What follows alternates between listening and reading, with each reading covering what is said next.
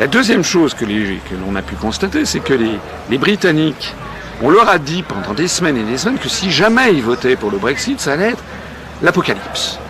L'apocalypse. Et pas l'apocalypse. Alors, je sais bien qu'il y a des gens qui vont dire, oui, mais le Royaume-Uni n'est pas encore sorti de l'Union européenne. Oui, c'est vrai. Mais pour les marchés financiers, c'est fait. Les marchés financiers, les investissements d'entreprises qui investissent... Mais la City reste la City, voilà, pour le moment. Voilà, qui réfléchissent à 2 ans, 5 ans, 10 ans, ils ont intégré maintenant le fait que le Royaume-Uni allait sortir. Donc ils l'ont intégré dans leurs calculs, dans leurs spéculations.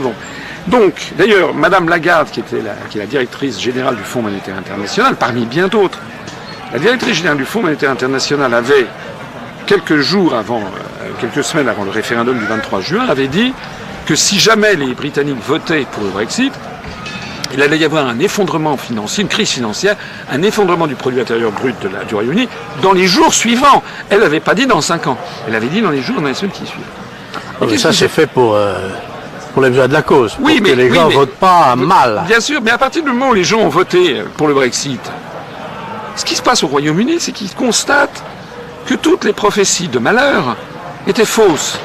C'est même encore pire que ça, ou mieux que ça dépend de quel point de vue que l'on a.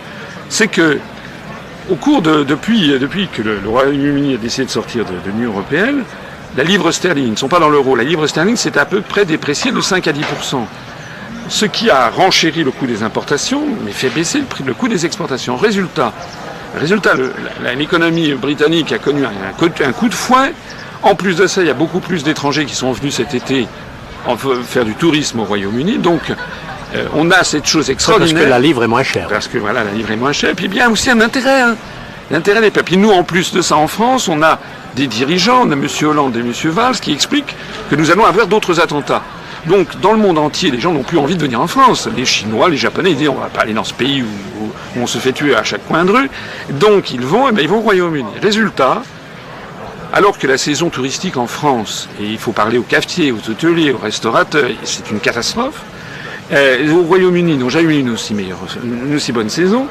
Et en plus de ça, leur économie est en train de croître fortement, de telle sorte qu'il y a quelques jours, le Fonds monétaire international, toujours dirigé par Madame Lagarde, a publié un rapport qui alerte sur la baisse de la croissance dans le monde, sauf au Royaume-Uni, où ils ont été obligés de calculer une croissance à la hausse. Donc ils sont obligés d'avaler leur chapeau. Alors évidemment, les Britanniques, qui sont un peuple très pragmatique, il y en a qui ont voté contre parce qu'ils s'attendaient à un effondrement. On leur avait dit que le Royaume-Uni allait se refermer, qu'on allait chasser les Européens qui vivent là. Mais non! Pourquoi voulez-vous qu'il en soit ainsi? La Suisse n'est pas dans l'Union européenne, elle a sa propre politique. La Suisse, c'est un pays où on entre et sort librement, il y a des quantités d'étrangers qui sont là. Et c'est un pays ouvert sur le monde, donc en réalité, les Britanniques ont changé. Et s'il y avait un référendum maintenant, je pense que c'est pas de 52%, c'est 58% qui ferait.